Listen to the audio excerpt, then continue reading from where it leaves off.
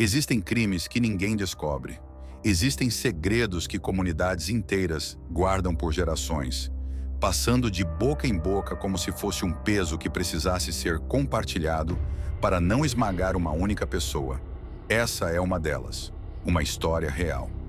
Aconteceu em 1944, em Comatepec, Veracruz, no interior do México.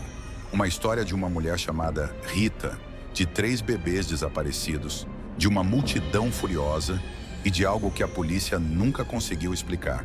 Mas os moradores de Comatepec, eles sabem, eles sempre souberam. E hoje vou contar para você exatamente o que aconteceu naquela noite que mudou tudo, porque essa história é real demais. Comatepec, Veracruz, 1944. Estamos falando de uma época muito diferente da nossa. Não havia internet, não havia câmeras de segurança, não havia como denunciar algo para as autoridades e esperar que elas resolvessem. Havia apenas pessoas, tradições e um jeito muito particular de fazer justiça. A cidade era pequena, todos conheciam todos. Você sabia o nome de cada vizinho, sabia quantos filhos cada um tinha. E havia lendas, muitas lendas sobre bruxas, sobre seres que saíam à noite, sobre coisas que não podiam ser explicadas.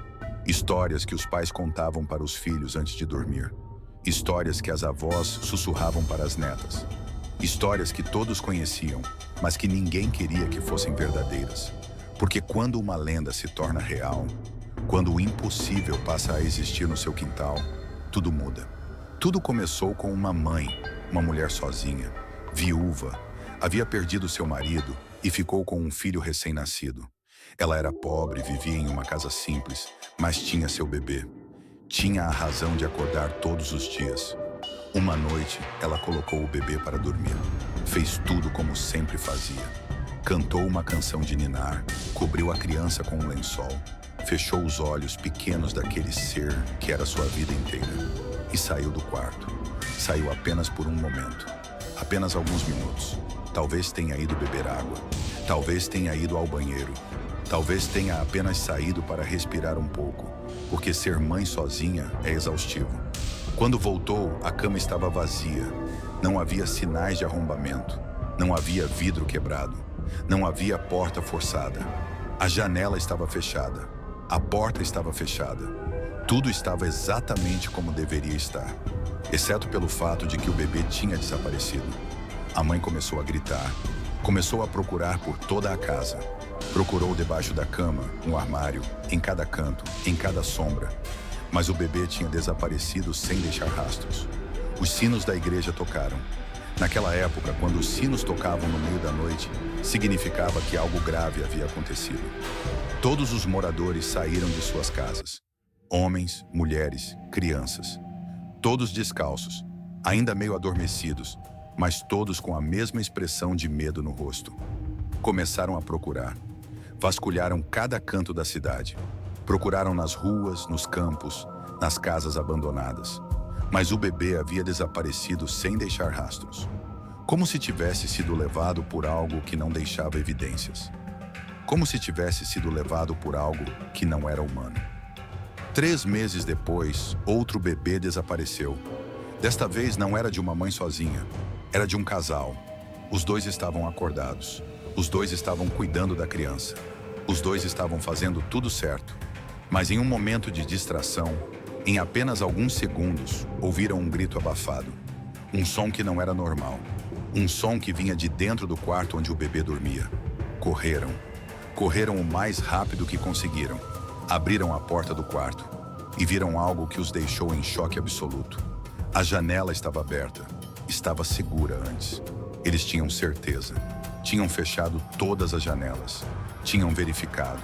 Tinham feito tudo certo, mas agora a janela estava aberta e o bebê tinha ido. Os sinos tocaram novamente. A cidade inteira estava em pânico. 2 bebês, 2 desaparições. Ninguém entendia o que estava acontecendo. Ninguém conseguia explicar. E então começaram os sussurros, os boatos, as acusações. As pessoas começaram a falar, começaram a apontar dedos, começaram a procurar por um culpado. Porque quando algo inexplicável acontece, as pessoas precisam de uma explicação. precisam de alguém para culpar. Havia uma mulher na cidade. Seu nome era Rita. Ela era viúva, tinha entre 50 e 60 anos e vivia sozinha nos arredores da cidade. Sua casa era cercada por mato, por vegetação selvagem que ninguém cuidava. Ela nunca limpava nada, quase nunca saía. E quando saía, era apenas em certos horários do dia, para comprar o necessário e voltar. Ninguém sabia muito sobre Rita. Ninguém sabia de onde ela tinha vindo. Ninguém sabia por que tinha se mudado para Comatepec. E é exatamente quando ninguém sabe sobre alguém que as histórias começam. Os moradores começaram a contar histórias. Histórias sobre uma bruxa. Histórias sobre uma mulher que tinha poderes. Histórias sobre como ela saía à noite em formas estranhas. Histórias sobre como ela se movia de jeitos que nenhum ser humano conseguia se mover. E quando os bebês começaram a desaparecer, todos apontaram para Rita. Não havia provas, não havia evidências concretas.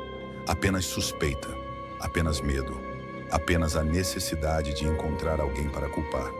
Os moradores organizaram rondas. Cada noite uma família diferente ficava de guarda. Todos vigiando, todos esperando, todos com medo.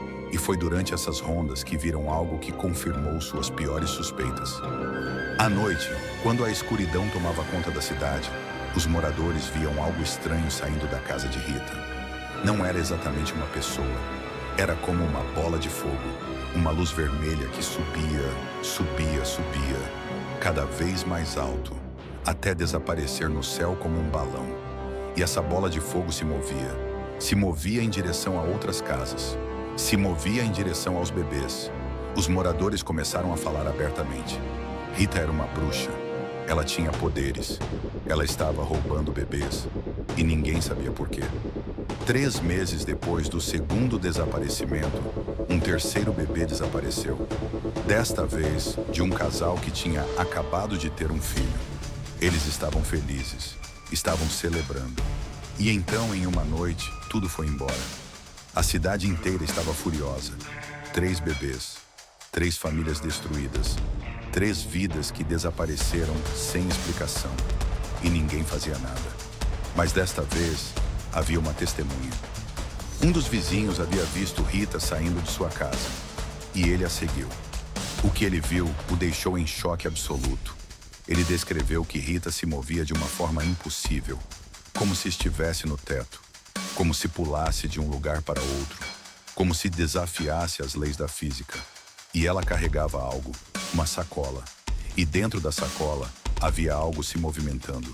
O vizinho correu o mais rápido que conseguiu, e quando chegou na praça começou a gritar, começou a contar, começou a descrever. Quando o vizinho ouviu os sinos tocarem, ele correu atrás dela. E foi nesse momento que ele viu. Rita se movia com uma velocidade que nenhum ser humano poderia alcançar. Não era uma velocidade normal, era sobrenatural, era impossível. Os moradores de Comatepec não esperaram mais. Eles se reuniram. Homens, mulheres, até crianças. Todos armados com o que tinham. Paus, facões, machetes, enxadas, qualquer coisa que pudesse servir como arma.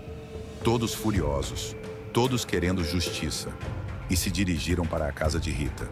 Quando chegaram lá, começaram a jogar pedras, começaram a gritar. Saia, bruxa, saia de lá!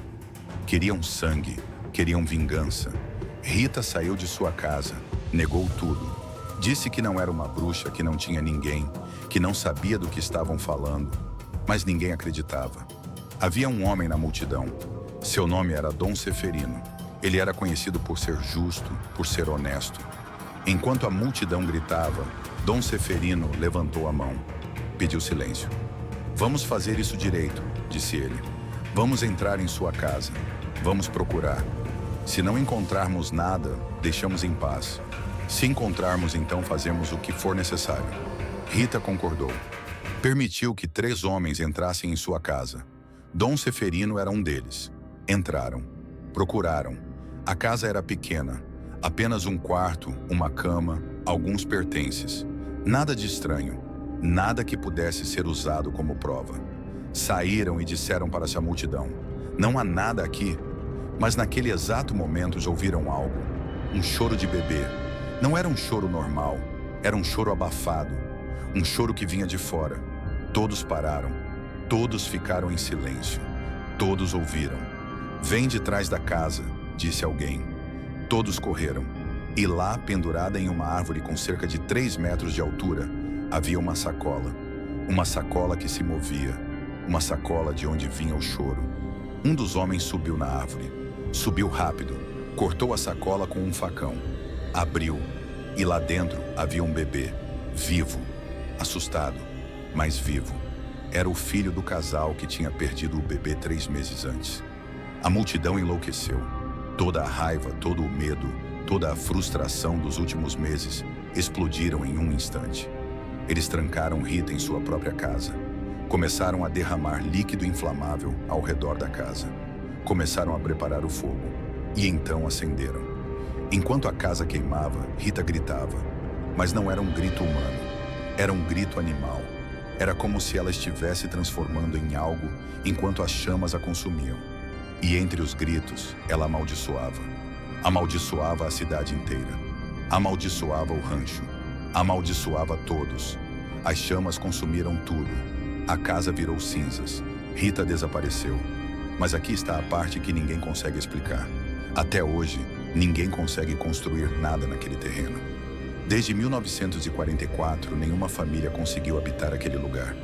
Uma família tentou, ficou alguns dias e saiu. Apenas saiu, sem explicação. O terreno permanece vazio, vazio e esquecido, como se estivesse amaldiçoado. Se você chegou até aqui, você sabe que essa história é real. Deixe um like, se inscreva no canal Real Demais e ative as notificações. Assista ao próximo vídeo, porque temos mais histórias que vão te deixar sem dormir.